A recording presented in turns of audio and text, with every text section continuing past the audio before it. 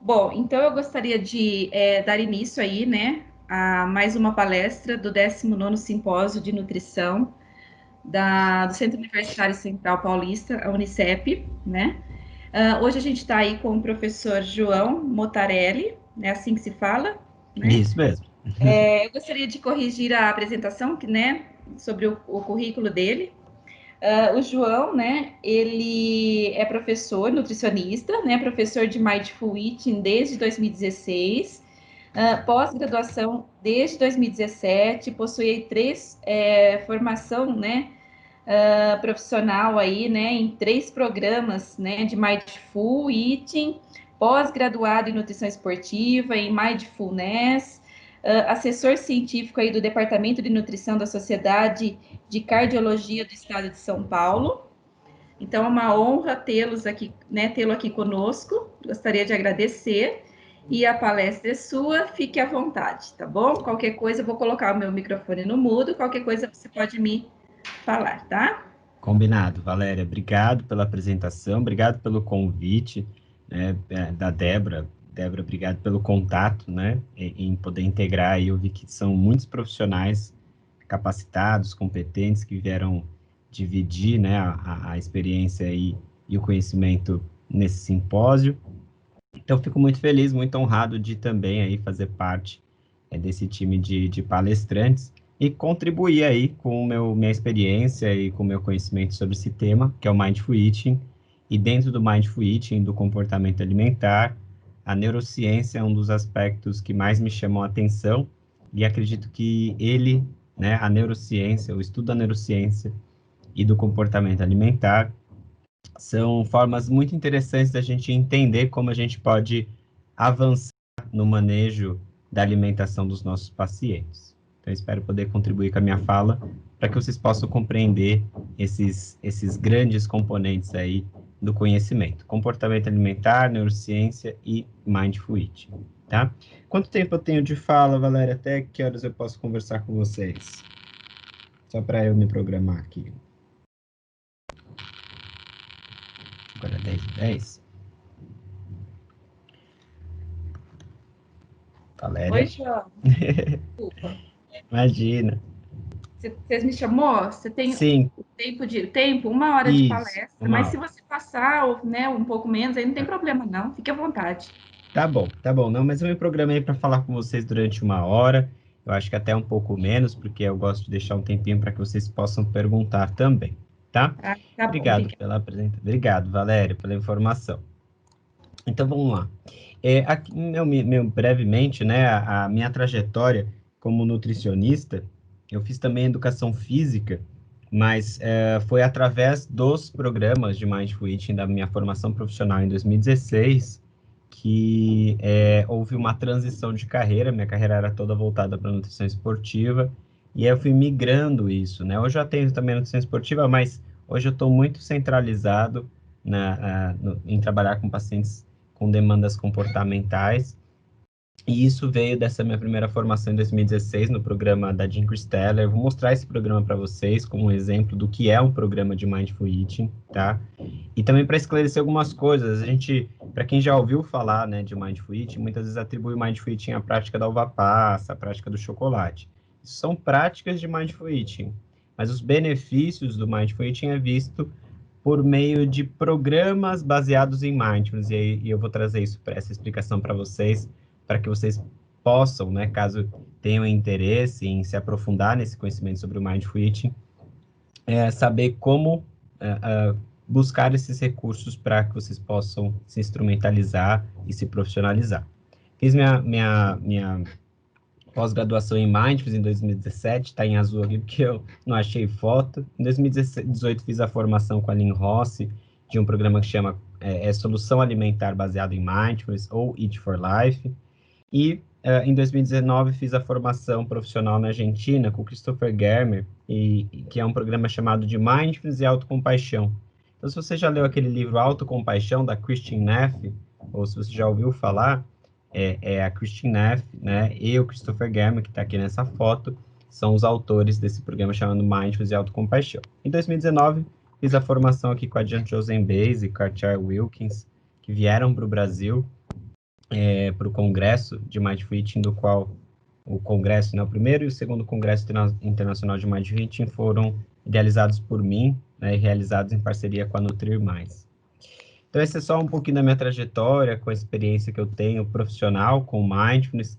Como eu comentei, eu sou professor de Mindfulness desde 2016, e trazendo cada vez mais o Mindfulness como forma de intervenção para o manejo da nossa prática clínica. E o que eu acredito? Depois de passar por essas formações, né, essa frase que é da Jan Chozen-Beis, ela fala que a forma que a gente come é a forma que a gente vive, e quando a gente muda a forma de comer, a gente muda a forma de viver. E é nisso que eu acredito, é nessa profundidade que eu acredito que a gente trabalhe quando a gente trabalha como nutricionista. Que a gente não está falando só sobre o que a pessoa come, mas a forma com que ela come. E a forma com que ela come é a forma com que ela vive. E quando a gente muda essa forma de comer, a gente também está mudando essa forma dessa pessoa viver. Então, aqui, só para a gente começar, né? Quando a gente fala de Mindful Eating, a gente está falando de um termo em inglês, né? Então, Mindful Eating, a gente costuma usar, eu costumo usar, mas quando a gente vai ter essas apresentações acadêmicas, para que a gente fale dos conceitos, conceitualmente do que é. Mas a gente também pode chamar isso de atenção plena ao comer, comer com atenção plena, comer consciente, comer atento. Existem várias formas de chamar tudo isso. Não tem um termo definido, né, traduzido, são traduções, todas traduções livres, mas são termos que aproximam mais a gente do público leigo, daquele público que não vai, às vezes, saber pronunciar o termo, ou muitas vezes não vai fazer sentido porque é um termo em inglês. Então, eu sempre convido a gente pensar qual que é o termo mais coerente a ser usado, mas dando preferência para os termos traduzidos quando a gente for falar o nosso público geral. A pergunta inicial, né, que acho que a gente tem que fazer é por que entender o Mindful Eating? O que ele agrega no cenário atual, né? Qual que é a importância de se entender o Mindful Eating dentro, né, do cenário atual que a gente está vivendo? Então, para a gente discutir isso, eu trouxe essa publicação, né? Essa publicação desse ano, é um guia prático, né? São diretrizes da prática clínica na obesidade em adultos. Essa é uma diretriz canadense, né? Que foi publicada em agosto aqui desse ano. E dentro dessa publicação, que fala sobre diversos aspectos que são relacionados ao tratamento do indivíduo com obesidade, ele traz uma discussão, um ponto bem importante aqui, que é a regulação do apetite, né? Então, quando a gente fala de regulação do apetite, a gente está falando de um sistema que todo ser humano tem, né? Não é só o ser humano, mas toda espécie tem sua forma de regulação do apetite, mas que o ser humano em específico, ele tem várias formas, vários mecanismos de regulação, e é por meio desses mecanismos que a gente consegue começar a comer e parar de comer, tá? E aqui ele fala sobre 3 aspectos muito importantes sobre a regulação do apetite, que eu traduzi, vou fazer a leitura para vocês, para a gente começar a entender aonde que a gente vai tirar informações sobre essas características da neurociência que são importantes na regulação comportamental, tá? Então, primeiro ele fala assim, ó, o controle do apetite é complexo e envolve a integração dos circuitos do sistema nervoso central, incluindo o hipotálamo, que é o controle homeostático, o sistema mesolímbico, que é o controle hedônico, e o lobo frontal, que é o controle executivo. Existe uma comunicação entre esses sistemas, que é influenciado pelo tecido adiposo, pâncreas, intestino e outros órgãos. E aí, o último ponto aqui, ó, que ele fala, que é o que mais me chama a atenção. Funções cognitivas no córtex pré-frontal exercem controle executivo na escolha alimentar na decisão de comer. A interconectividade dessas redes neurais direciona o comportamento alimentar e se mostra alterado na obesidade. Então, aqui, esse terceiro tópico, é muito importante a gente entender ele. Porque quando a gente fala de controle executivo na escolha alimentar e decisão de comer, a gente está falando de um controle consciente. A pessoa está deliberadamente decidindo se ela comer pão francês ou tapioca, por exemplo, no café da manhã. Só que ele fala, olha, essa interconectividade que direciona essas redes neurais e o comportamento se mostram alterados no indivíduos com obesidade. Então, se eles estão alterados, a pergunta é, o quão conscientes estão sendo feitas essas escolhas em um indivíduo que apresenta alterações cognitivas desse córtex pré-frontal? Então, para a gente explorar um pouquinho mais isso juntos, tá?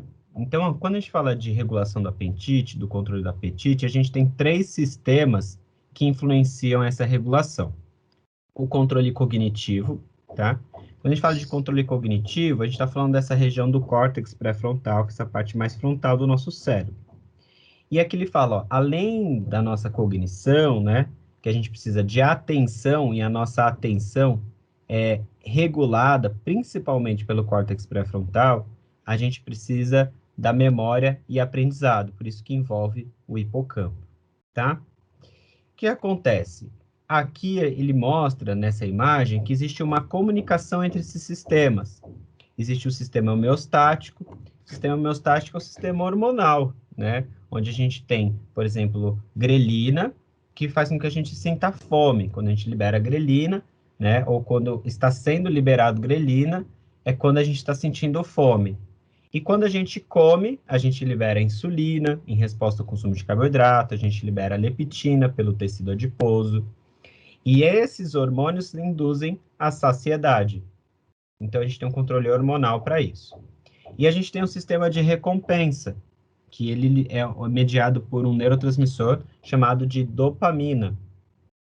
E ele mostra que quando a gente consome energia, alimentos energéticos, carboidrato, gordura, a gente tem liberação de dopamina. E essa dopamina é liberada tanto para motivar a gente a comer, tanto como uma recompensa pelo consumo. E isso faz com que a gente queira repetir o comportamento. Então, a gente tem vários mecanismos que regulam o nosso apetite. E aí, no artigo anterior, ele fala que existem alterações aqui, ó, do córtex pré-frontal, do controle executivo, que é o controle cognitivo, que se mostram alterados no indivíduo com obesidade. Só que acontece, além desses 3 sistemas, o sistema emocional, que a gente chama de sistema límbico, ele também influencia a forma com que a gente come, né? Esse artigo mostra, é um artigo que associou padrões disfuncionais e riscos metabólicos na doença cardiovascular em indivíduos latinos, e mostrou que os indivíduos que apresentaram maior pontuação numa escala que avalia o comer emocional, foram correlacionados com obesidade, obesidade central, diabetes tipo 2 e hipertensão. Isso mostra que a gente não come, e o que regula o nosso apetite não são somente esses 3 sistemas. É que a gente também tem um sistema emocional que, dependendo de como a gente aprendeu a regular esse sistema emocional, a gente pode usar a comida como forma de regulação emocional. Então, quando a gente fala de comer emocional, a gente está falando de um indivíduo que não come motivado pela fome. É um indivíduo que come motivado por uma emoção. Ele come para aliviar uma emoção. Ele come em resposta à emoção. Isso é chamado de comer emocional. Então, a gente vê que comer emocional, ele está influenciado, pode influenciar o indivíduo a comer de uma forma exagerada, né? A, inclusive, perder o controle ao comer. E a gente tem esse outro termo chamado restrição cognitiva, né? O que é restrição cognitiva? Eu vou mostrar para vocês a seguir que a restrição alimentar está associada com desregulação do nosso comportamento alimentar. Só que muitas pessoas acreditam que a restrição ela é somente o fato de eu não consumir um grupo alimentar. Por exemplo, eu estou de dieta porque eu não estou comendo carboidrato. Isso sim é uma restrição alimentar, e a restrição alimentar é quando eu restringo um grupo alimentar como forma de controle do meu peso. Só que acontece, muitas vezes eu não estou restringindo esse grupo alimentar, eu estou comendo carboidrato, mas eu como e eu sinto culpa, eu como e eu acho que eu não deveria estar comendo esse alimento, eu como e me sinto arrependido por ter comido. Isso é chamado de restrição cognitiva, porque por mais que você não esteja não comendo, né, o alimento, ou seja, você come o alimento, você se sente culpado e cognitivamente, a sua forma de pensar, a sua avaliação cognitiva sobre o alimento é de que você não deveria comê-lo. E essa restrição cognitiva está associada com obesidade, obesidade central, diabetes tipo 2 e também dislipidemia. Além disso, a gente tem que entender o seguinte, que quando a gente fala de restrição alimentar, como forma de controle do peso corporal, né, na verdade é do controle da forma do corpo. Por que que é importante a gente entender isso? Porque ninguém restringe aleatoriamente o que come. Essa restrição é motivada, em especial, né, de modo geral, dentro do comer transtornado e do transtorno alimentar, que são coisas distintas, a insatisfação corporal é um dos principais motivadores para o início de uma restrição alimentar. Esse é um artigo brasileiro, avaliando a brasileira, mostrando que 8 a 9, né, entre 10 mulheres se mostraram insatisfeitas com o corpo e 6 entre 10 homens se mostraram insatisfeitos com o corpo. E quando a gente tem uma insatisfação, né, corporal, a gente está insatisfeito com a imagem que a gente tem do nosso corpo e não com o nosso corpo. Isso só mostra que a forma de se relacionar com o que está sendo visto no espelho ou em qualquer outra forma de avaliar a autoimagem é uma forma que o indivíduo avalia-se negativamente. Mas essa é uma avaliação do indivíduo. Não é o corpo que faz isso com o indivíduo, mas é a forma que o indivíduo avalia o seu corpo. E as pessoas buscam tentar controlar o que comem para tentar controlar essa insatisfação. E aí é por isso que os indivíduos muitas vezes entram em restrição alimentar. Só que quando a gente olha para restrição alimentar, esse é um artigo bem interessante, o título do artigo diz: Fazer dieta engorda? É um estudo com gêmeos. Esses pesquisadores, eles acompanharam ao longo de 9 anos irmãos gêmeos para entender se existia alguma relação entre fazer dieta e ganho de peso ao longo da vida. Então, a gente tem aqui o grupo A, né, que são esses 3 gráficos, homens, e o B, aqui, que são esses 3 gráficos de baixo, mulheres. A gente vê o seguinte, a gente tem o IMC, que variou de 18 a 30, e aqui o IMC inicial dos participantes com 16 anos. E esses indivíduos foram acompanhados ao longo de 9 anos. Então, eles foram reavaliados depois de 2 anos e depois de 9 anos. O que a gente vê aqui, ó? Nessas linhas, a gente vê que essa linha pontilhada são indivíduos que fizeram 0 tentativas de perda de peso intencional. IWL é Intentional Weight Loss, tentativa de perda de peso intencional. Então, o indivíduo que não fez tentativa, comparado com o indivíduo que tentou pelo menos uma vez ou mais que 5 vezes restringir a alimentação como controle de peso, foi um indivíduo que, se a gente olhar aqui o IMC de 18, foi o indivíduo que mais ganhou peso, né? Aumentou o seu IMC ao longo do estudo.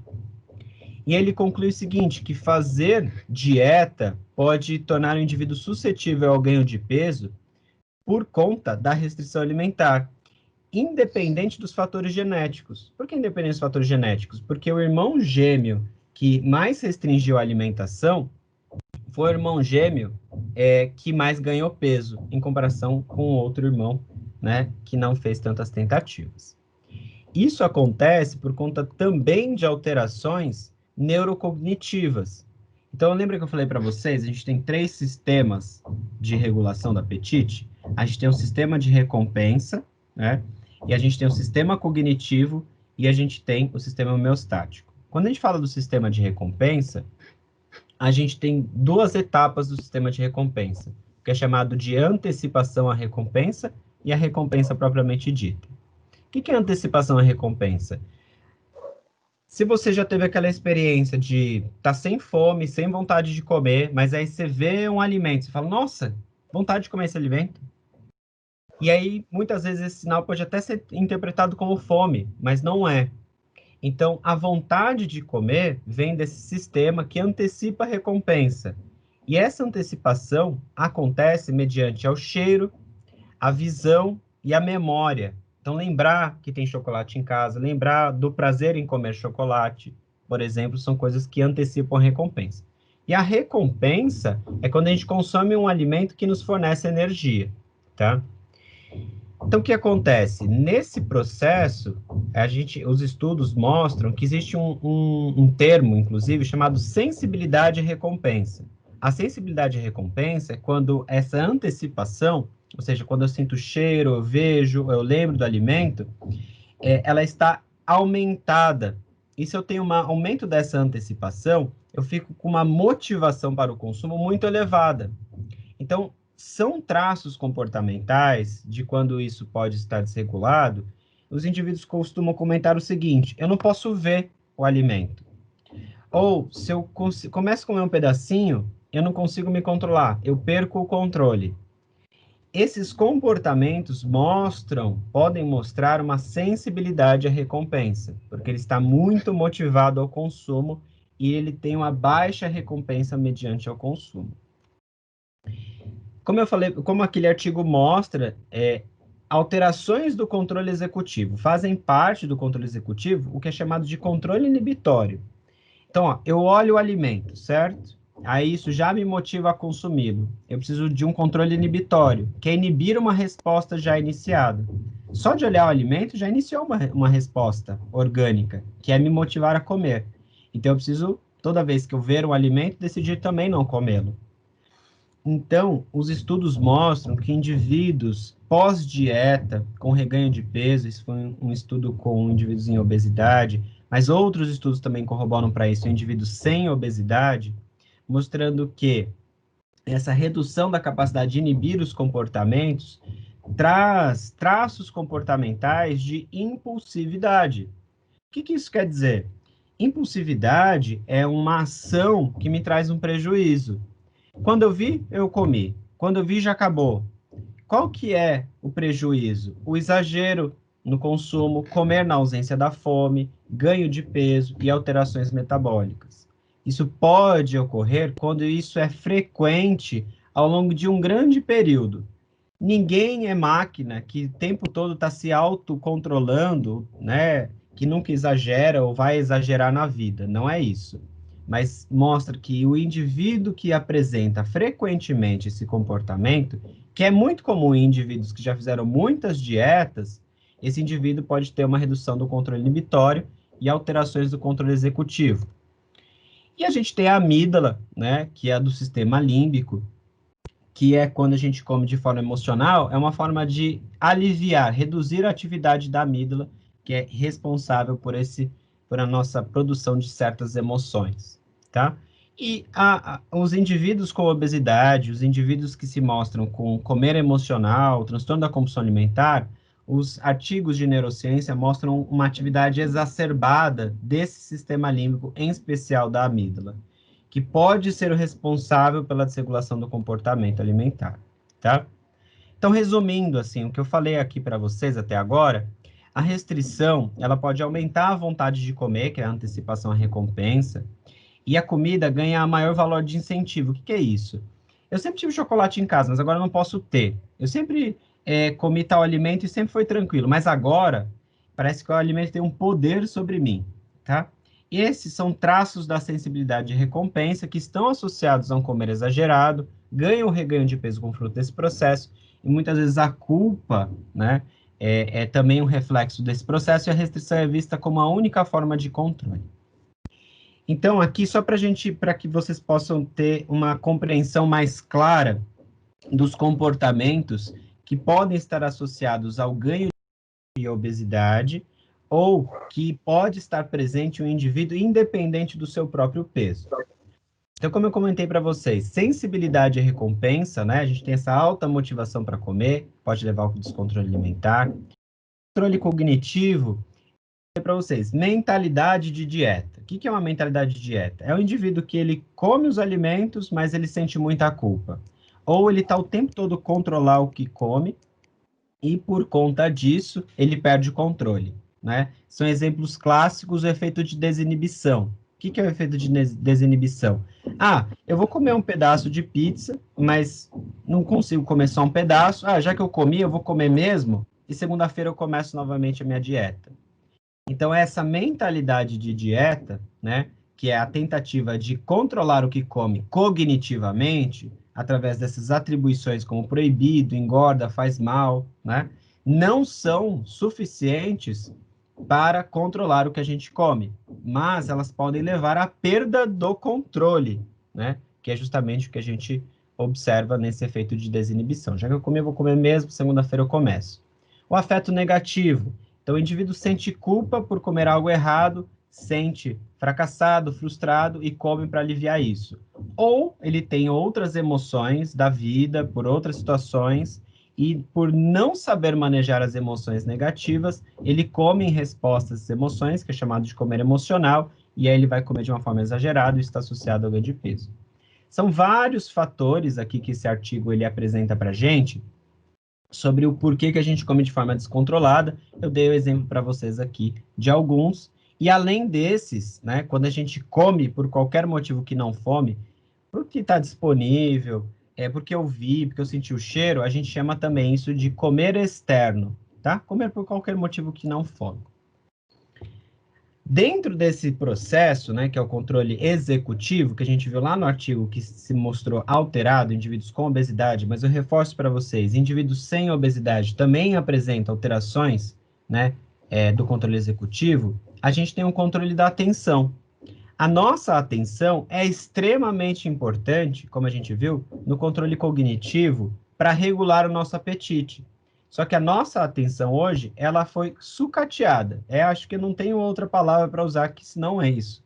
A gente está o tempo todo com a nossa atenção ou no celular, ou no trabalho, ou na culpa ou comer, menos na comida. É como se a comida realmente fosse secundária na nossa vida, a gente sempre dedicasse a nossa atenção a qualquer coisa que a gente julga ser mais importante do que comer.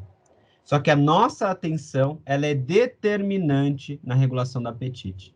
Então, se a gente quer que nosso paciente, né, se alimente com alimentos que vai fazer bem à sua saúde, em primeiro lugar, ele precisa saber como fazer isso.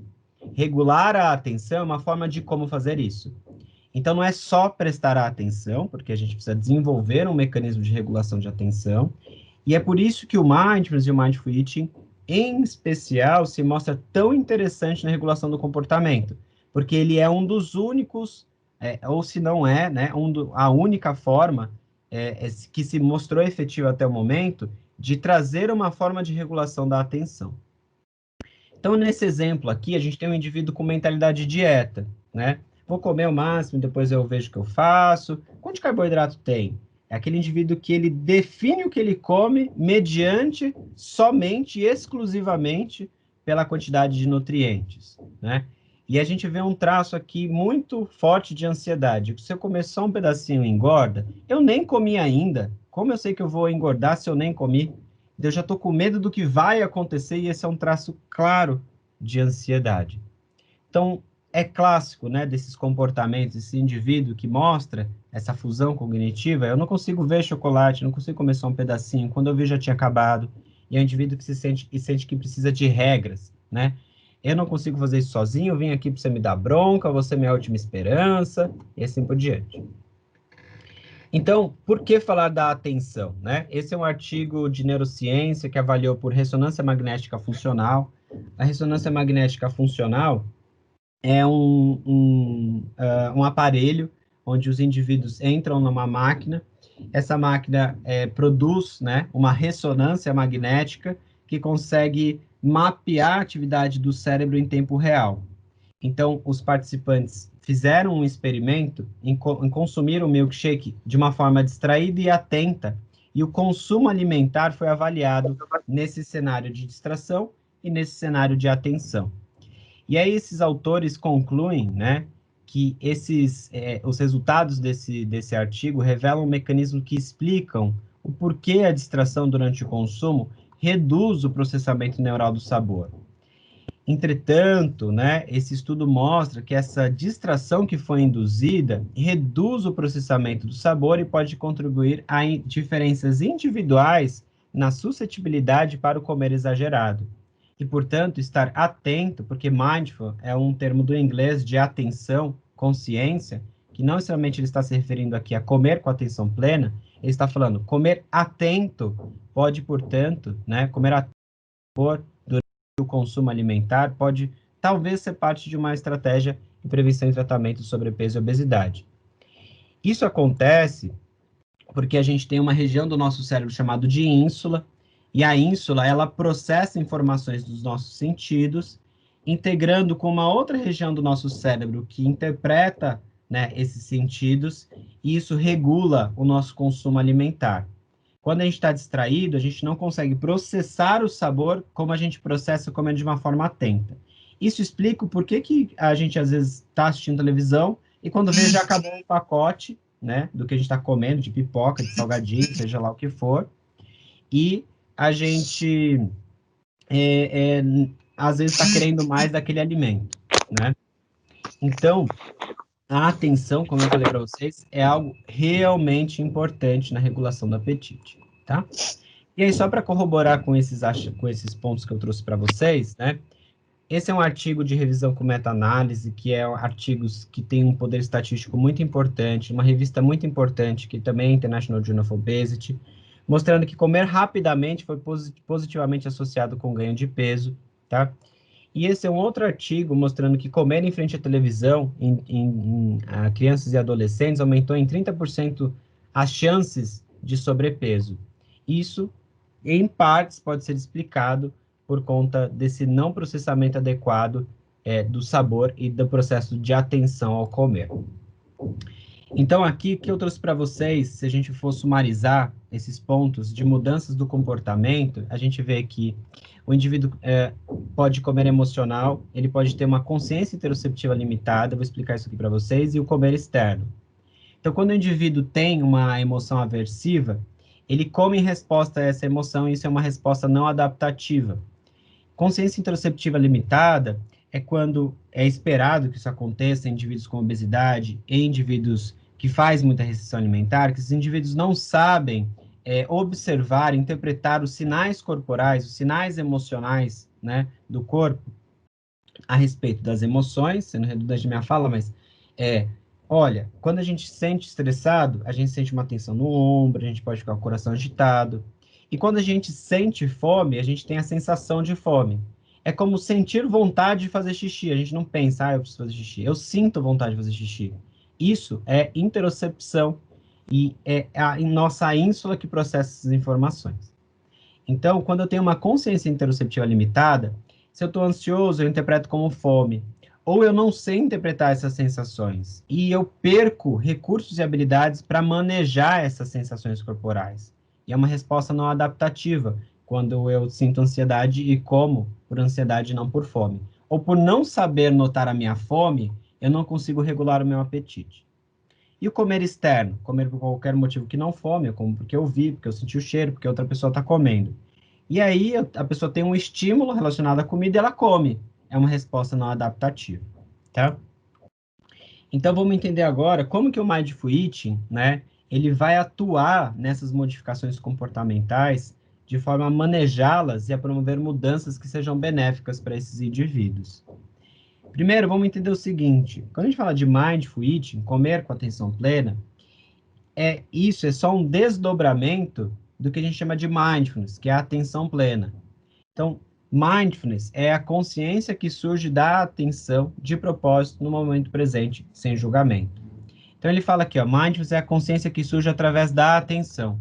Então, quando eu deliberadamente presto a atenção, por exemplo, estou prestando atenção nessa aula, enquanto ela está acontecendo de propósito, no momento presente, sem julgamento, você está em Mindfulness, você está criando consciência. Só que acontece, a gente tem uma forma habitual de tomar consciência das coisas, né? Então, quando eu vejo que eu fiz alguma coisa errada, eu me sinto culpado. Isso não é mindfulness, porque apesar de você estar consciente, não é uma consciência sem julgamento, não é uma consciência com aceitação, não é uma consciência com gentileza. E é isso que a gente quer tomar consciência de uma outra forma, de uma forma em particular. E essa forma em particular é a ausência do julgamento, é em aceitação, é em gentileza. Quando a gente olha para o que é comer com atenção plena, a gente vê aqui que essa definição da Jim Costello diz que comer com atenção plena é estar consciente do presente momento enquanto come, prestando atenção ao efeito desses alimentos nos sentidos e ainda notando as sensações físicas e emocionais em resposta ao ato de comer. Ou seja, o grande lance aqui do que a gente está falando, né, é consciência. Quando a gente fala de comer com atenção plena, a gente está falando de consciência sobre o que eu como. E como o que eu como, né? E a consciência sobre como o que eu como influencia o que eu sinto. Emoções, sensações, fome, saciedade.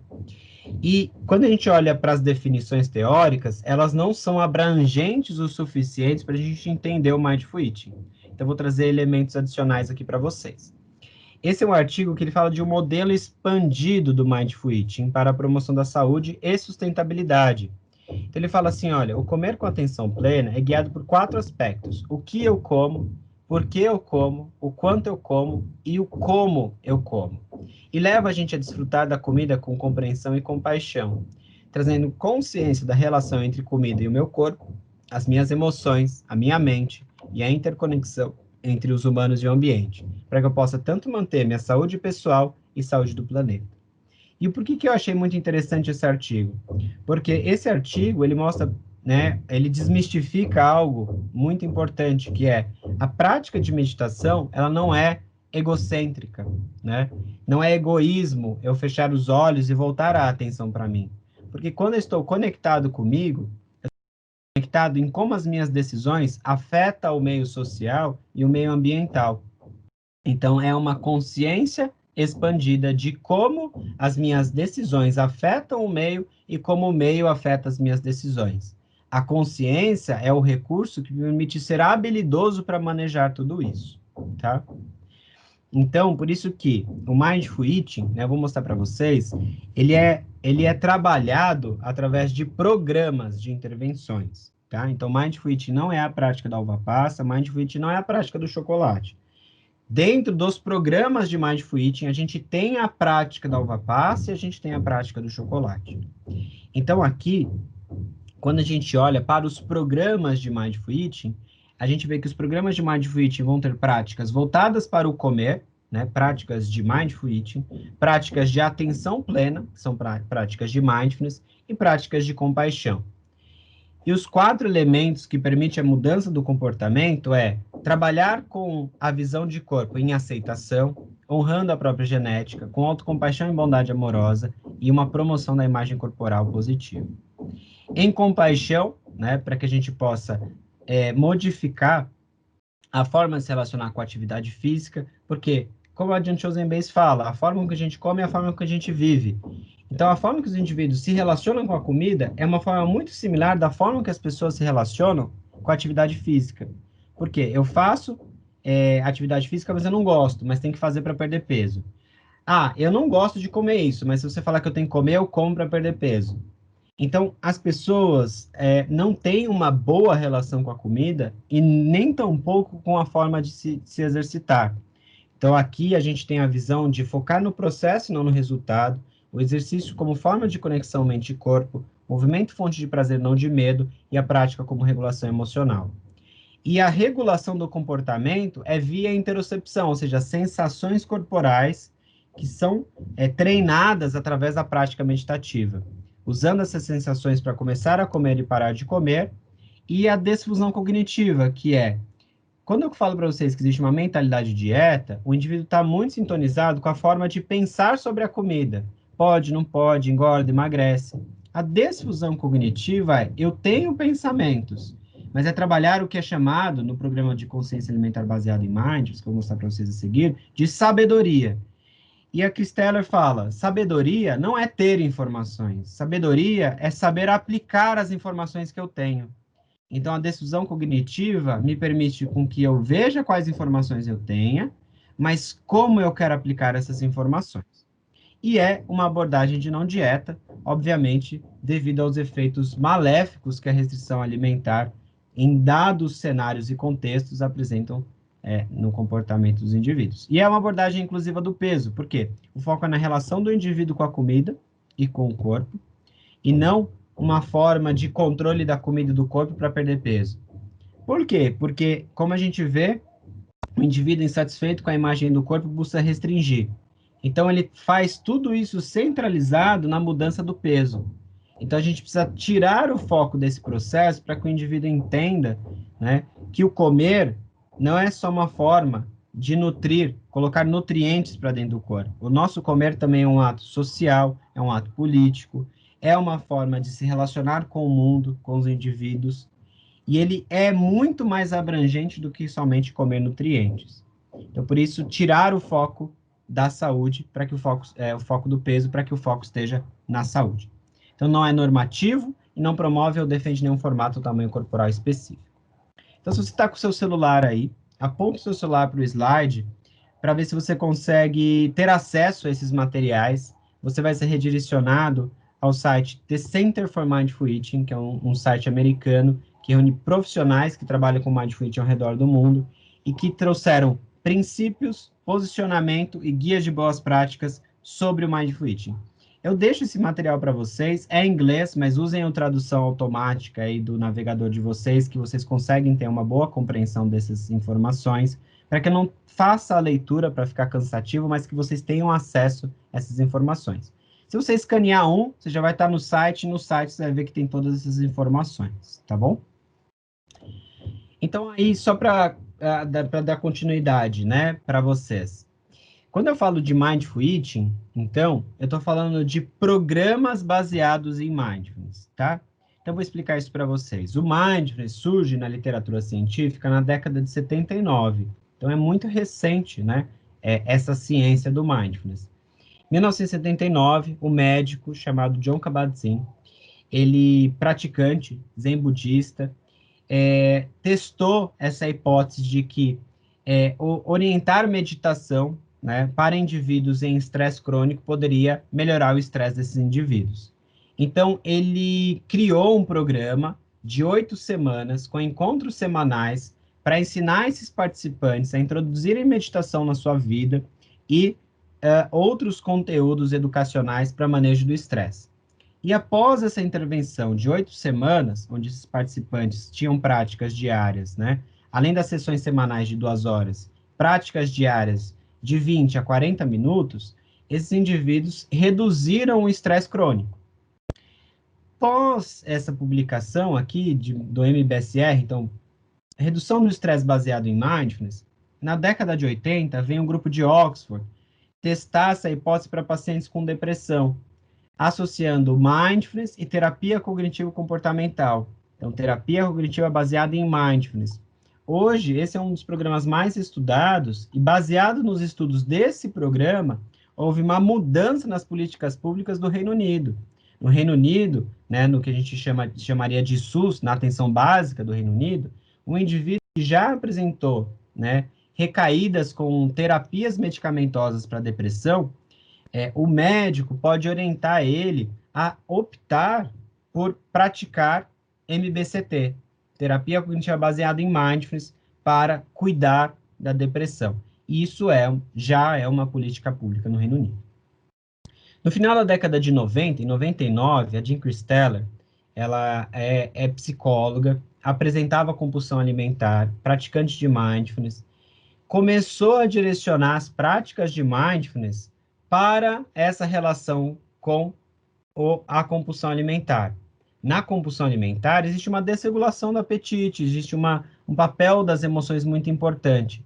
E ela começou a estudar e entender o quanto essas intervenções baseadas em mindfulness, ou seja, quanto esse programa baseado em mindfulness poderia ajudar esses participantes a manejar a compulsão alimentar. Então, ela criou o programa chamado Consciência Alimentar Baseada em Mindfulness, MBEAT, que é o programa mais estudado da literatura científica e o programa que tem maior grau de evidência científica para a gente utilizar na nossa experiência profissional e, claro, também pessoal. Posteriormente a esse programa, a gente tem o Solução Alimentar Baseada em Mindfulness e o Comer Consciente e Viver Consciente, da Jan Chozen-Bays, que eu mostrei para vocês lá a fotinha dela. E, em paralelo a isso, a gente tem os programas de Mindfulness e Autocompaixão, né? O mais conhecido aqui é o Mindful Self-Compassion, e a gente tem o treinamento do cultivo da compaixão, CCT. Por que eu estou falando de compaixão? Porque aqui a gente está vendo que esses programas têm se mostrado extremamente benéficos no manejo comportamental, tá? Então, vou mostrar um exemplo para vocês de um programa, né, baseado em Mindfulness, que é o MBAT, então, Consciência Alimentar Baseada em Mindfulness. Então, aqui é a minha foto com a Jean Christeller, em 2017, quando eu pude conhecer ela pessoalmente, num congresso aqui em São Paulo. Então, aqui é o site para que vocês possam ter mais informações desse programa, e é um programa que associou, né, aqui é o artigo de 2011, que associou equilíbrio emocional, autoaceitação, mindful eating e mindfulness, e foi observado nesse estudo benefícios na compulsão alimentar. Então, aqui um esboço, só para que vocês entendam. 10 sessões, mais 2 sessões de acompanhamento quinzenais. Nessas 10 sessões, são trabalhados, né, sessões de 1h30 a 2 horas. O currículo atual é de 2h30 a 3. E aqui observa-se o seguinte, na primeira sessão, existe uma introdução ao modelo de autorregulação, né, ou seja, prática da uva passa, introdução à meditação mindfulness com prática em grupo, exercício de mindfulness com alimentos gordurosos, exercício de mindfulness com alimentos doces e ricos em gorduras, como prática do chocolate, prática da fome, prática da saciedade, prática da satisfação do sabor. Ou seja, vai se construindo a cada sessão recursos e habilidades através das práticas de meditação, tanto de mindfulness como mindful eating com compaixão, para manejar a regulação do apetite e a forma de se relacionar com o corpo e com a comida. Então, quando a gente olha para o mindful eating, a gente tem prática da fome, prática da uva passa, prática de chocolate.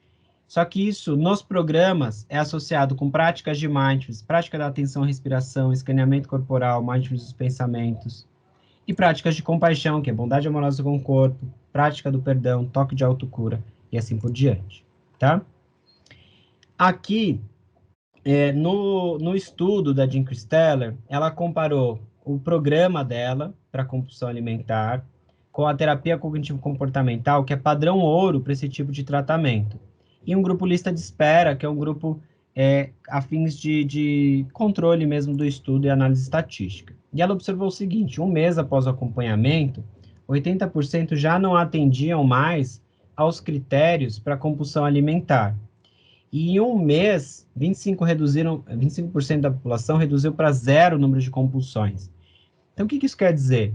Que dentro do critério diagnóstico, em 4 semanas, em 1 mês, né, se eu tenho uma compulsão alimentar nesse período, eu não estou mais no critério, tá, de compulsão alimentar, mas eu ainda apresentei uma compulsão ali nesse período. Por isso que ela afirma que 80% não atendiam mais aos critérios e 25% reduziram para 0 o número de compulsões. E aí, em 4 meses, 95% já não atendiam mais aos critérios de compulsão alimentar. Ou seja, foi tratado 95% da população, ou seja, é só uma pergunta que a gente pode fazer. Qual medicamento tem 95% de eficácia, no tratamento de alguma comorbidade? São raros os medicamentos. Aí ela conclui o seguinte, que a prática de mindfulness serve como uma base para cultivar essa capacidade em trazer consciência sem julgamento aos processos complexos que envolvem a escolha e a decisão para começar e parar de comer. O treino auxilia as pessoas a se reengajarem às habilidades inatas para se usar fome e saciedade como sinais, e auxilia a cultivar e abstrair o máximo de prazer ao comer, enfatizando qualidade sobre quantidade. E agora eu vou trazer outros artigos que mostram os potenciais mecanismos nas alterações daqueles processos neurocognitivos que eu mostrei para vocês. Esse é um artigo que fala sobre a neurociência da meditação mindfulness. É um artigo publicado na revista Nature, que é uma das revistas mais importantes da medicina que a gente tem, que mostrando que mindfulness promove a regulação da atenção, a regulação emocional, a autoconsciência, e esses 3 componentes estão associados com a autorregulação, né? A autorregulação do comportamento. E o porquê que isso acontece? Em partes, isso acontece porque as práticas de mindfulness estão associadas com aumento da atividade do córtex pré-frontal. O córtex pré-frontal é responsável pelo controle executivo. Lembra que a gente falou? Existe uma redução do controle inibitório, o indivíduo fica mais impulsivo. Tem estudos mostrando que a prática de mindfulness aumentou a espessura do córtex. Isso quer dizer que o nosso cérebro é plástico, ou seja, ele se adapta de acordo com os estímulos ambientais, e que essas práticas e as mudanças comportamentais advindo dessas práticas, em partes, podem estar ocorrendo por conta da mudança neurocognitiva que ocorre mediante essas práticas. Lembra que eu falei para vocês que a gente tem um controle emocional? E esse controle emocional, né, essa regulação emocional, pode muitas vezes buscar comida como forma de alívio das emoções, principalmente os estudos corroboram, né, que existe um aumento da atividade da amígdala, né? A amígdala não é garganta, tá, gente? Isso é tonsila palatina. A amígdala é uma região do nosso cérebro, sistema límbico, e para a gente apresentar aumento da atividade desse sistema, a gente pode, de fato, descontar as nossas emoções na comida. É o que os estudos mostram em associação. E as práticas de mindfulness e compaixão também estão associadas com redução da atividade da amígdala, tá? E um outro componente que eu trouxe para vocês é a interocepção, a capacidade de perceber sensações internas, como sensações de fome e saciedade, e a diferenciar essas sensações de fome e saciedade de outras sensações, como as emocionais, como ansiedade, tristeza, raiva, estresse. Então, a gente tem mecanismos neurocognitivos que podem ser modificados mediante as práticas meditativas que podem ser as responsáveis por trazer essas respostas comportamentais. Quando a gente olha para outros estudos na literatura científica, principalmente os estudos de revisão sistematizada com meta-análise, é observado, né, que mindfulness, intervenções baseadas em mindfulness, ou seja, não é a prática da uva passa nem a prática do chocolate, são os programas baseados em mindfulness, como por exemplo o MBAT, que eu mostrei para vocês, se mostram muito efetivos em reduzir a compulsão alimentar. Nesse estudo, todos dos 7 estudos examinados reduziram a melhora, né, na frequência e severidade, redução do comer emocional, e a perda de peso é pequena ou não significativa. Então, o que a gente vê? Um indivíduo que come de forma emocional, ao invés de ele ter essa resposta não adaptativa a essas emoções aversivas, as práticas de mindfulness traz a aceitação e tolerância das emoções, permitindo que ele tenha respostas mais adaptativas para essas emoções. Ou seja, se eu estou estressado, eu busco calma, mas não comendo, com outras atividades. E a prática de mindfulness por si só é uma prática que pode trazer calma, assim como as práticas de autocompaixão. Quando eu não tenho consciência interoceptiva, fica difícil identificar o que é fome, o que é saciedade, o que é ansiedade, ou até mesmo perceber fome, ou até mesmo perceber saciedade. Assim fica difícil começar a comer e parar de comer. Então, mindfulness traz essa consciência acurada das emoções, das sensações do corpo, e é uma resposta mais adaptativa. O comer externo tem um estímulo relacionado à comida e como. É um comportamento inconsciente, impulsivo. Então, mindfulness traz mais consciência dessa urgência em querer comer pelo estímulo externo e a presença ou ausência da fome física. Ou seja, se eu estou com fome, eu como. Se eu não estou com fome, eu não como. Tá? É uma resposta mais adaptativa. O estresse biológico, o aumento do cortisol, está associado com preferência por alimentos calóricos. Existem estudos ainda preliminares, mas que mostram que a prática de mindful eating está associada com redução do cortisol. E a redução do cortisol, né, que é a redução do estresse biológico, pode modificar a nossa preferência alimentar, uma vez que quando elevado, a gente acaba preferindo alimentos calóricos, tá? Então, aqui, só para a gente ir sumarizando, né? Intervenções baseadas em mindfulness aparentam promover benefícios ao transtorno da compulsão alimentar, ao comer externo, ao comer emocional e à insatisfação corporal. A perda de peso se mostrou aparentemente presente em alguns estudos, mas os achados na literatura científica se mostram controversos. Intervenções baseadas em mindfulness se mostram mais efetivas do que intervenções singulares, através de práticas ou sessões únicas de curtíssimo prazo. O que são essas práticas e sessões únicas de curtíssimo prazo? Prática da uva passa. Come um chocolate com atenção plena. Não, isso tem que ser feito dentro de um conjunto de atividades para que haja mudança comportamental. E aqui, só para destacar mais a curiosidade de vocês, que é um artigo de revisão publicado esse ano, mostrando que as intervenções baseadas em autocompaixão se mostraram, então aqui, cada linha dessa é um artigo, a gente tem essa linha 0, quando os artigos eles são negativos, quer dizer que teve efeito em reduzir o comportamento problema, tá? Então, quando a gente tem um estudo como esse, existe uma análise estatística que mostra o peso, né, da avaliação de todos esses estudos, que é esse aqui, ó. O efeito combinado mostra uma redução, né, de até 34%, ou um efeito de 34% né, em modificar um comportamento alimentar.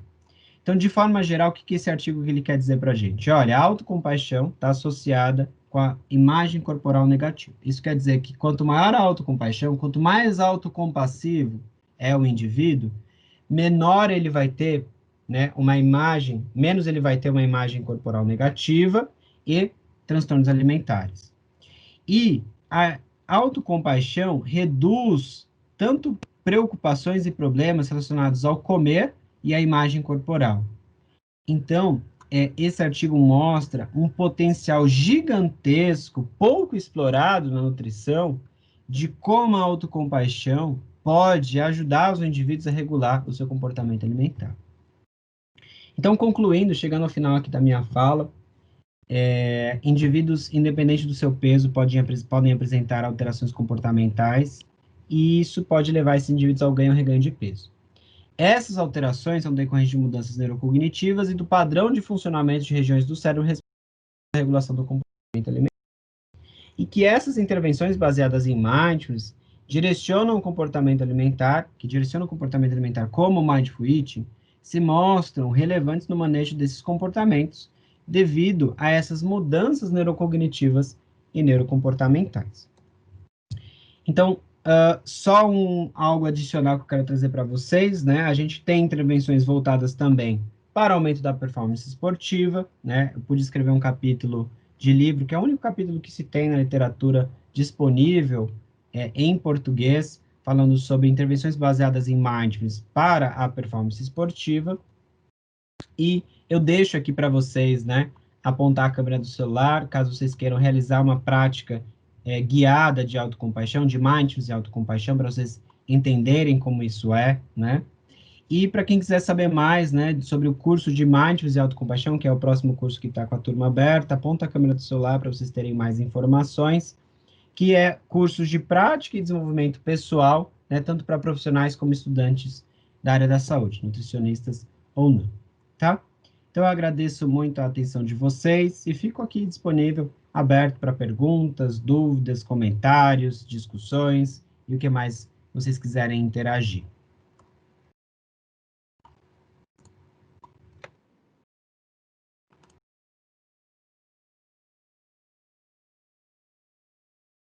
Olá, João.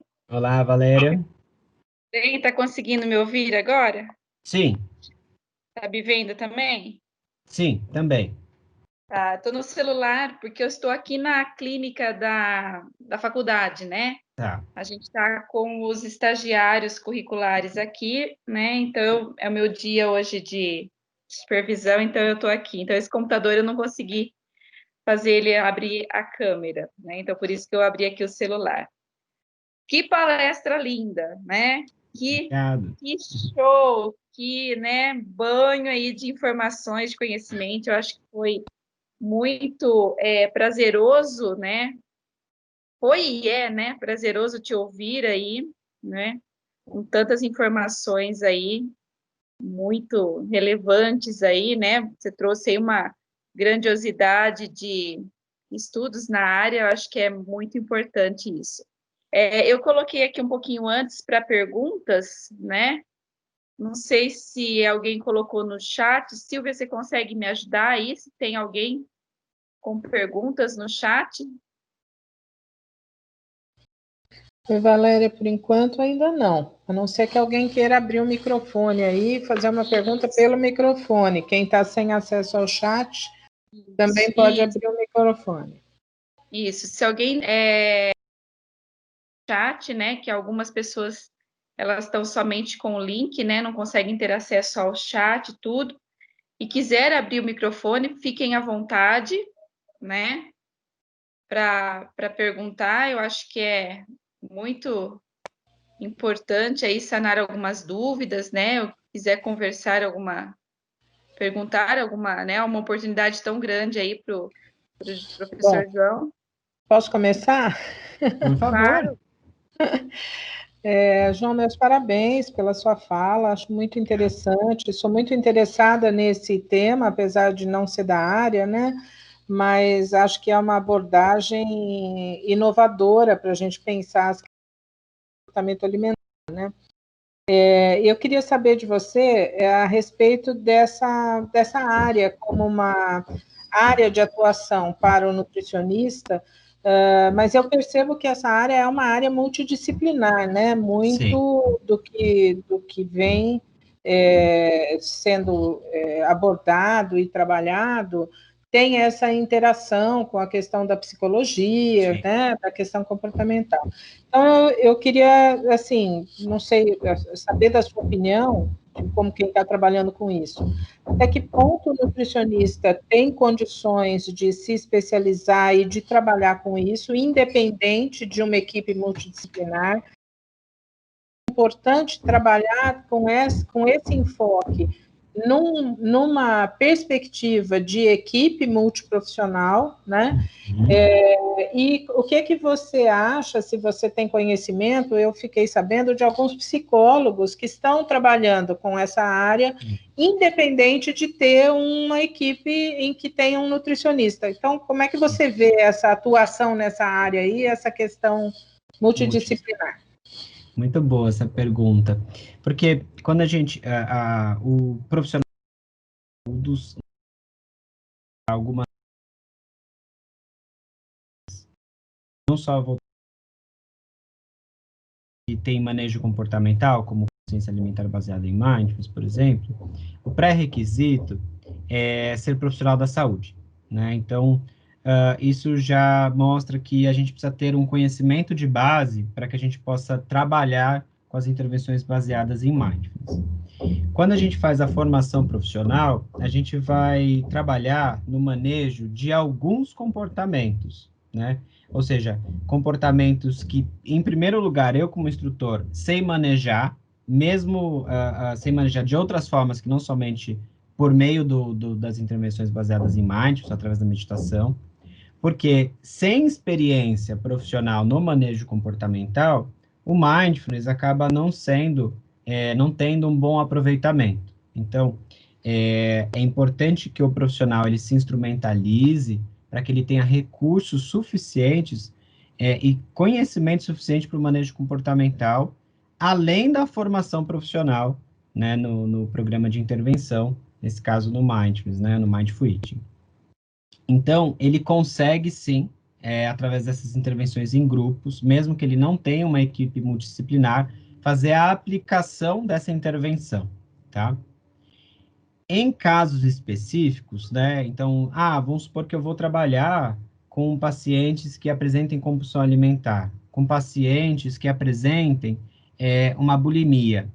Eu preciso saber, através de uma entrevista clínica, se esse participante ele está, né, em uma fase de manutenção desse comportamento, ou seja, ele consegue se manter estável dentro dessa questão comportamental. Caso sim, se ele está em acompanhamento psicológico ou não, ou psiquiátrico ou não.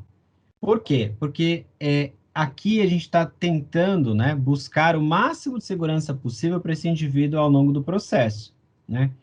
E se for um paciente em estado agudo, por exemplo, né, quando ele está num quadro agudo, é quando ele está com um comportamento muito intensificado de bulimia ou de anorexia, esse é um indivíduo que não está elegível para esse grupo, né?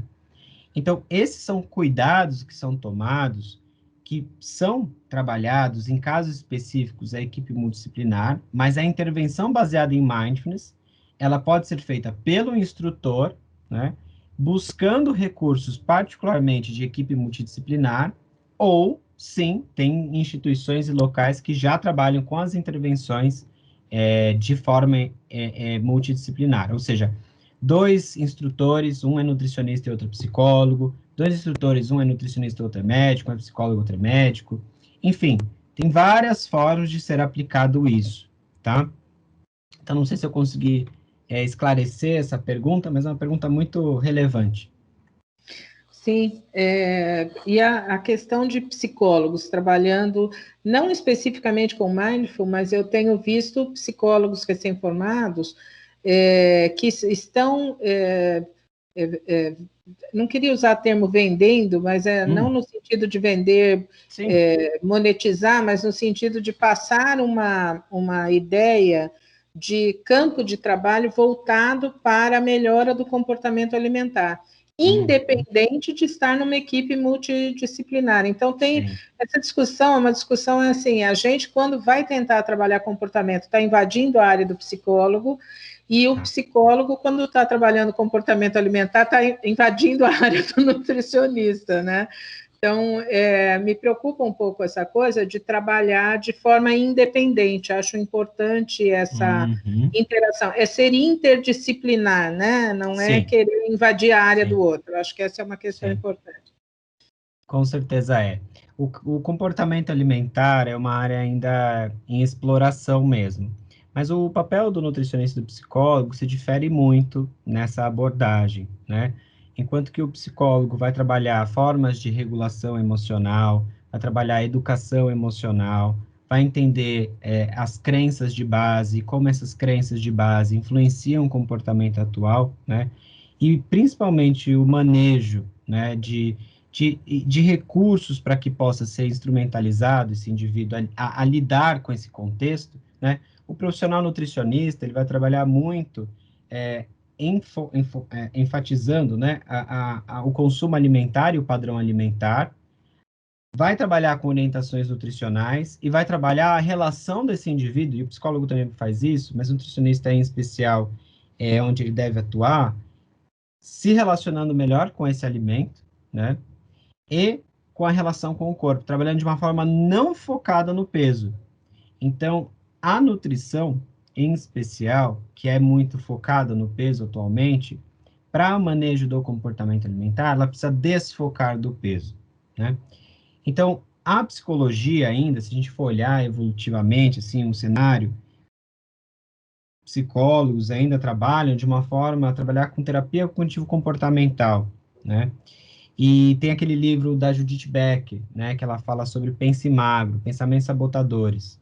Hoje a gente já vê que esses pensamentos sabotadores, pelo menos na minha opinião, né, eles não são pensamentos sabotadores, são pensamentos de regulação comportamental. Se eu estou restrito, eu desejo mais comida como forma de regular meu consumo energético. Não estou me sabotando. Então, a psicologia vem evoluindo, né? Hoje a gente sabe que as terapias de terceira onda ou terceira geração, elas são baseadas em mindfulness, mas quando a gente entra em assuntos regulatórios, a gente vê que mindfulness não é uma prática regulamentada em nenhuma área, nem na psicologia, nem na nutrição, mas se a gente olha para evidência científica, fica muito claro de que o uso dessas práticas, que pode ser feito pelo profissional nutricionista, são extremamente efetivas no manejo comportamental. Mas é claro, né, como você comentou, existe e é preciso um cuidado muito grande, muito forte, né, com esse indivíduo que eu estou facilitando a mudança do comportamento alimentar dele, justamente porque nenhum profissional dá conta de tudo, né? Então, eu sempre costumo falar que o bom profissional é aquele que encaminha também, ciente de onde. Claro, com certeza. Obrigada, viu? Obrigado pela pergunta. Eu acho que fica claro, né, essa abordagem aí também multidisciplinar. A gente sempre fala isso no curso, né, que ninguém caminha sozinho, né? Exato. Então, todo mundo aí precisa se auxiliar tudo. Mais alguém tem alguma pergunta? Se quiser abrir o microfone. Eu tenho, professor. Posso dizer? Oi. Por Quem? favor. Bom dia, Valéria. Bom dia. Quem tinha uma pessoa falando ontem. Quem está falando comigo? Bom dia, tá me ouvindo? Tô, quem? Aline Oi, Zamoro. Aline. Oi, Aline, tudo bem? Tudo bem. Primeiro eu queria agradecer pela palestra. Achei o conteúdo muito bacana, principalmente a referência em cada slide, achei bem embasado, gostei bastante. E a minha pergunta é principalmente voltada a quando a pessoa não está aberta a essa mudança. Por exemplo, no caso, na sua prática clínica, a pessoa que te procura, ela já está buscando uma prática alternativa ou geralmente ela chega com aquele preconceito relacionado às práticas meditativas ou a terapias complementares, a outra visão, e você precisa intervir nesse modo de ver da pessoa? Excelente pergunta, Aline. Obrigado pelo elogio à palestra. Nesse caso, né, aqui a gente está falando de duas formas de intervenção. Então, na prática clínica com o meu paciente, né? Mas aqui o que eu mostrei principalmente para vocês é a intervenção em grupos de indivíduos através dessas... E esses ser utilizados individualmente, eles costumam ser em grupos. Então, a pessoa busca o grupo já sabendo dessa prática, tá? Esse é um ponto.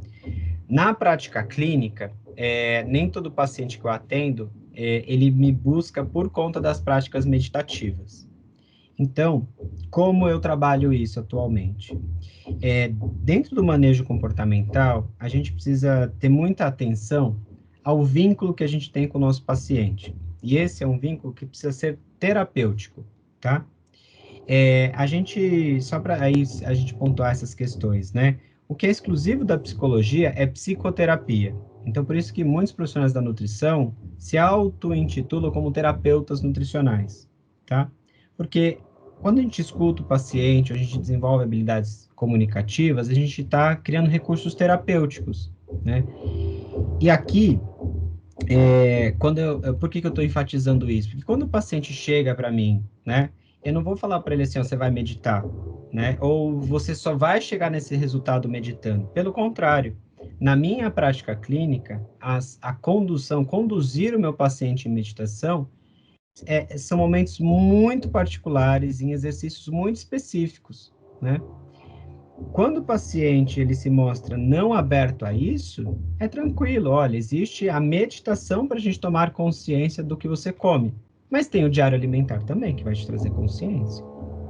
Então, a gente consegue, inicialmente, quando o paciente se mostra resistente ou não aberto, a gente respeita e a gente busca entender qual é, né, da onde vem essa resistência. Se é uma crença, se é uma informação errada, ou se é um mecanismo comportamental, né? Ou seja, por exemplo, indivíduos que passaram por crises de ansiedade, muitas vezes têm muito receio de entrar em contato com a própria respiração e perder o controle da respiração, né? Então, a gente precisa entender e manejar primeiro isso antes desse indivíduo fechar os olhos para meditar, tá? Então, é uma condução muito particular, individual de cada indivíduo, do manejo de cada indivíduo, mas, em suma, assim, sua resposta pode ser melhor, né, compreendida quando a gente tem um vínculo com o nosso paciente, a ponto de a gente falar assim, olha, essa é a forma que eu trabalho, e a gente tem várias formas de chegar nesse resultado. Qual é a forma que faz sentido para você? E por onde você gostaria de começar? Então, existe uma fluidez nessa comunicação que fica mais fácil da gente manejar essas resistências e entender que existem várias formas de chegar nesse objetivo aí, tá? Tá ótimo, muito obrigada. Obrigado pela pergunta, Aline. Eu acho, João, que a sua fala agora, né, foi bem parecida aí com uma outra palestrante também, né, havia abordado aqui, a Natália Petri, não sei se você conhece ela, né, uma graça minha infinita. Ela também falou a mesma coisa, né, cada indivíduo, ele responde de um jeito, né, ao manejo, né, então você tem que ter o cuidado, saber quem é que está ali na sua frente, quem é o paciente e de que forma você vai trabalhar com ele, né? Uns são mais limitantes, outros mais abertos, e acho que você entender ele, saber quem está ali, eu acho que é, né, de suma importância aí, né? Mas é brilhante. Mais alguém que gostaria de fazer alguma pergunta? Eu ouvi alguém... Eu não sei se estão me ouvindo. Sim. Sim. Nossa. Bom dia, professora Valéria. Bom bem? Dia a todos. Tudo. Talvez a minha pergunta fuja um pouco o tema. Por favor, me perdoem, tá? Porque eu tenho aqui um fio do profissional de educação física, eu não poderia perder a oportunidade. Claro, por favor. Bem, quando você fala sobre a prática clínica em relação à meditação, eu acabo me arremetendo a um um livro que ele fala sobre a competência emocional, né? O Caminho da Vitória, que é de Suzy Fleury. Nesse livro, ela cita, né, de maneira bem clara, bem pertinente, sobre algumas competências, isso relacionado ao setor de educação física, né? Nós temos a competência técnica, a tática, a física e a emocional. Quando nós conseguimos a junção dessas 4 competências, nós chegamos à competência emocional, ou seja, ao estado de excelência. A minha pergunta começa aí. Na meditação, existe esse estado de excelência? Segunda pergunta, quais os passos para nós chegarmos a esse suposto estado de excelência? Aí depois eu queria fazer mais uma. Muito obrigado. Tá. Legal, Antônio. Obrigado pela pergunta. No Mindfulness, a gente entende esse estado de excelência como flow, né? Os artigos se referem a esse estado de excelência como flow, né? Estado de flow. O estado de flow é quando as coisas fluem, você simplesmente não está se preocupando em ser um bom jogador, você está sendo um bom jogador. E para isso, existem alguns mecanismos, né, que são explorados de Mindfulness, que é a regulação da atenção, né? Manejo emocional através da aceitação incondicional, e tolerância ao desconforto. São 3 dos mecanismos que eu me recordo agora, podem existir mais, mas são esses 3 mecanismos. Então, como chegar lá, né? Autorregulação da atenção. Então, a gente costuma buscar a autorregulação da atenção através de uma forma crítica e muito dura. Nossa, errei de novo, não consigo ser um bom jogador, né? Não consigo ser um bom atleta, não consigo ser um bom praticante, falhei de novo.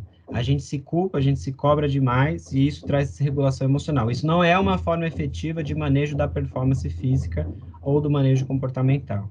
É uma forma falha. Então, autorregular a atenção e saber manejar, né, a atenção de uma outra forma que não dependa de culpa, cobrança ou crítica já é muito bem-vindo. Aí a gente tem a aceitação, né?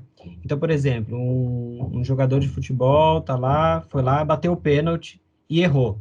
Se ele ficar assim, nossa, por que eu errei? E agora? Estraguei tudo, joguei tudo pro alto, sou um péssimo jogador, ele não consegue mais se desenvolver na partida. Ele não consegue mais contribuir para o time, porque psicologicamente ele vai estar ali em outro cenário de avaliação.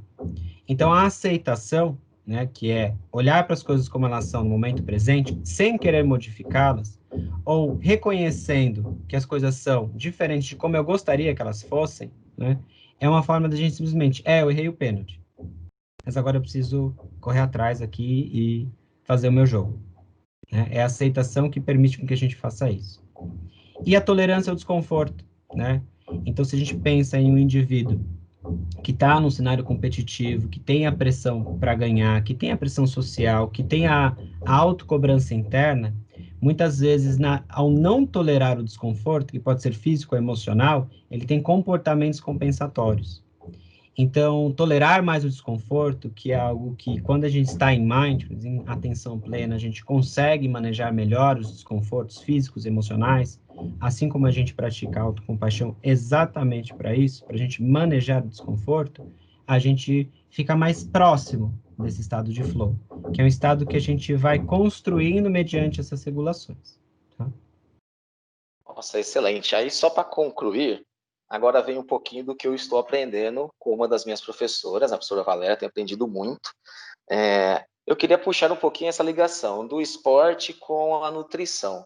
Quando você cita a autoaceitação, a tolerância, o desconforto, a regulação de atenção, a autocompaixão, quando eu acabo lidando com atletas, como você mesmo citou, existem N situações para que esse atleta ele tenha um bom desempenho. Dentre esses pontos que eu citei, nós temos a nutrição. E isso é um fator que pesa muito. Um atleta, quando ele não está com o seu aporte energético bem suprido, quando ele não está com uma alimentação equilibrada, isso aí influencia muito o desempenho dele. Né? E quando eu falo com pessoas também que buscam um atendimento, uma academia, por exemplo, que a maioria dessas pessoas elas vêm com doenças crônicas degenerativas, muitos desses chegam até em uma situação assim, caótica. E aí nós temos que conseguir conciliar a alimentação, a atividade física e a autocompaixão, que foi que você citou de maneira plena, bem interessante. Que dica você daria para nós que estamos assim nesse meio em que nós temos várias situações nos atingindo e muitas vezes nós temos tantas informações que nós não sabemos como organizá-las para atender de maneira plena o nosso cliente. Que dica você nos daria? Eu encerro aqui minha pergunta, muito obrigado pela palestra, foi muito boa. Obrigado, Antônio Carlos, pela pergunta. Eu acho que, em uma palavra, em suma, o que a gente pode, o que acho que é a base para motivar a gente a cuidar da gente, é uma frase da compaixão mesmo, né? Que a gente cuida melhor daquilo que a gente ama, né? É simples, independente do que ele esteja buscando ali, ele vai cuidar melhor daquilo que ele ama, né? É por isso que essa visão da culpa, da crítica, ela precisa mudar no cenário da saúde. A gente não precisa de crítica e culpa, essas são questões culturais, a gente precisa saber manejar isso na nossa prática. E aí, qual que é a dica de ouro, né? Diante de várias demandas comportamentais, a minha abordagem, e essa é a dica, né? A minha abordagem é centrada na entrevista motivacional. A entrevista motivacional evolui das teorias do Carl Rogers, de 1950, que ele fala da terapia, né, da abordagem centrada no indivíduo. É o indivíduo que diz o que ele quer mudar, é o indivíduo que diz como ele quer mudar, é o indivíduo que diz a forma com que funciona para ele. Então, independente do que está sendo trazido para mim, por onde ele quer começar? Como eu posso ajudar nessa necessidade de mudança, né? Então, é a gente mudar um pouquinho a nossa visão como profissional da saúde e sentir que, olha, tá tudo bem a gente não ter todas as respostas. É por isso que a gente tem uma equipe multidisciplinar, porque cada um vai dar uma visão diferente do indivíduo. E por mais que a gente não tenha todas as respostas, muitas vezes as respostas estão no próprio indivíduo. E é preciso escutá-las para que a gente possa saber quais são essas respostas. Então, deixar um espaço de abertura para que, ao invés de o tempo todo eu achar que eu tenho que dizer o que é melhor para o indivíduo, eu explorar junto com o indivíduo quais são as melhores opções para ele. E para isso eu preciso de uma abordagem centrada no indivíduo, para trabalhar em parceria e colaboração, que é o que a entrevista motivacional traz para a gente com grandiosidade para o manejo do comportamento alimentar, que é um estilo de comunicação, tá?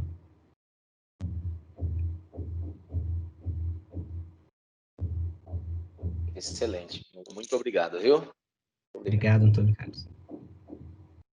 Obrigada, Antônio, pelas perguntas. Bom, acho que a gente vai encerrando por aqui, e, né, a gente já está aí 1h já, né, para não tomar muito tempo de chão aí também.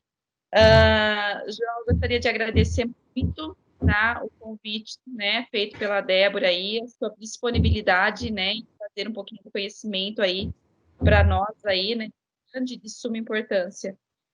Muito obrigada, tá? Em nome do curso de nutrição da Unicef, aqui no município de São Carlos. Eu gostaria de agradecer também a todos os participantes que estiveram aqui, bastante gente participando aí do simpósio. Só um lembrete que hoje à noite nós temos a presença da professora Sula aqui conosco, tá? Logo, logo eu envio o link para vocês também por e-mail. E, né, nos grupos que nós temos aí. Quem não conseguiu assinar a lista de presença, por favor, né, entre em contato comigo que eu encaminho o link para vocês, tá bom? João, então, muito obrigada novamente, né? Débora está aqui, quer fazer alguma consideração? Deixa a Débora. Está no mudo. Não escuto a Débora. Débora, tá no mudo, Débora. Eu esqueci, o fone não funciona, o microfone. Pronto. Enfim, eu quero agradecer mais uma vez o João por ter aceito, né? E, meu Deus, que palestra!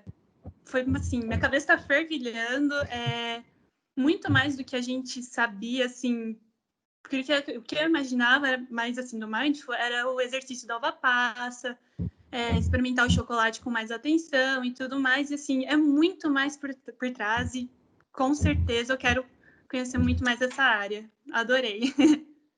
Feliz, e João, só um adendo, né? A gente tem dentro do curso de nutrição, até a Angélica, uma outra professora, não sei se ela está aqui também, porque como eu estou no celular, está meio restrito para mim ver os participantes, Mas ela, né, abordou muito bem isso em relação a gente trazer, né, alguns pontos aí da comportamental, do Mindful, para dentro do curso. Então, na disciplina de educação nutricional, tanto a professora Angélica quanto a professora Carla, né, elas trazem aí, né, o conhecimento, né, de algumas práticas, de algumas abordagens aí da comportamental para dentro da disciplina de educação nutricional, porque faz parte também, né, do conteúdo programático aí do curso, né? Então, acho que a Débora está se referindo, acho que bastante, né?